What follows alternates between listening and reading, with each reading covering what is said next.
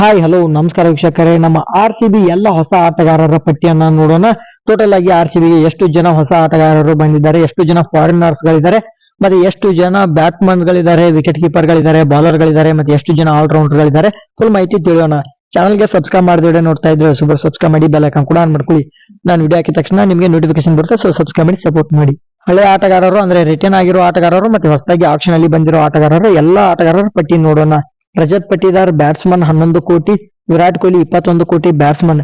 ಇನ್ನ ಬೌಲರ್ಸ್ ಗಳಿಗೆ ನೋಡೋದಾದ್ರೆ ಭುವನೇಶ್ವರ್ ಕುಮಾರ್ 10 ಕೋಟಿ 75 ಲಕ್ಷ, ಜಾರ್ಜ್ ಹೆಜಲ್ವುಡ್ 12 ಕೋಟಿ 50 ಲಕ್ಷ, ನವನ್ ತುಷಾರ್ ಇವರು ಶ್ರೀಲಂಕಾ ಮೂಲದ ಬೌಲರ್ ಅಂತ ಹೇಳ್ಬೋದು 1 ಕೋಟಿ 60 ಲಕ್ಷಕ್ಕೆ.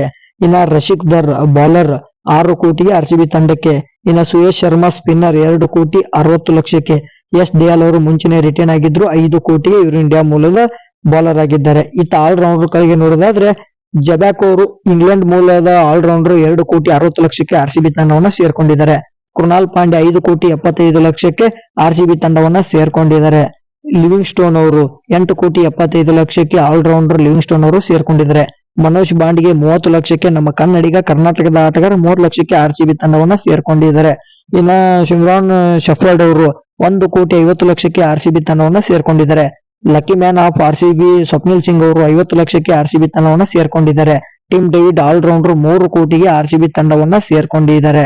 ಜಿತೇಶ್ ಶರ್ಮಾ ವಿಕೆಟ್ ಕೀಪರ್ 11 ಕೋಟಿಗೆ RCB ತಂಡವನ್ನ ಸೇರ್ಕೊಂಡಿದ್ದಾರೆ. ಇನ್ನ ಫಿಲಿಪ್ ಸಾಲ್ಟ್ ಅವರು 11 ಕೋಟಿ 50 ಲಕ್ಷಕ್ಕೆ RCB ತಂಡವನ್ನ ಸೇರ್ಕೊಂಡಿದ್ದಾರೆ. ಇವರು ವಿಕೆಟ್ ಕೀಪರ್ ಬ್ಯಾಟ್ಸ್ಮನ್. ಟೋಟಲ್ ಆಗಿ 17 ಜನ ಆಟಗಾರರು ಈಗಾಗಲೇ RCB ತಂಡದಲ್ಲಿದ್ದಾರೆ. ಇನ್ನು ನಮ್ಮ ಹತ್ರ 4 ಕೋಟಿ 65 ಲಕ್ಷ ಪರ್ಸ್ ಬ್ಯಾಲೆನ್ಸ್ ಇದೆ. ನಾವು ಇನ್ನು 3 ರಿಂದ 4 ಆಟಗಾರರನ್ನ ಆಕ್ಷನ್ ಅಲ್ಲಿ ಪರ್ಚೇಸ್ ಮಾಡಬಹುದು.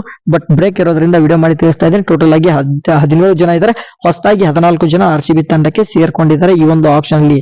ಫುಲ್ ಪಿನ್ ಟು ಪಿನ್ ಅಪ್ಡೇಟ್ ಗಳಿಗಾಗಿ ಚಾನಲ್ಗೋಸ್ಕರ ಕಾಯ್ತಾ ಇರಿ. ವಿಡಿಯೋಗೋಸ್ಕರ ಸಬ್ಸ್ಕ್ರೈಬ್ ಮಾಡಿಲ್ಲ ಅಂದ್ರೆ ಸಬ್ಸ್ಕ್ರೈಬ್ ಮಾಡಿ. ನಾನು ಯಾವುದೇ ಒಂದು ವಿಡಿಯೋ ಹಾಕಿದ ತಕ್ಷಣ ನಿಮ್ಮ ಮೊಬೈಲ್ಗೆ ನೋಟಿಫಿಕೇಶನ್ ಬರುತ್ತೆ. ಸೊ ಸಬ್ಸ್ಕ್ರೈಬ್ ಮಾಡಿ, ಸಪೋರ್ಟ್ ಮಾಡಿ. Thank you all.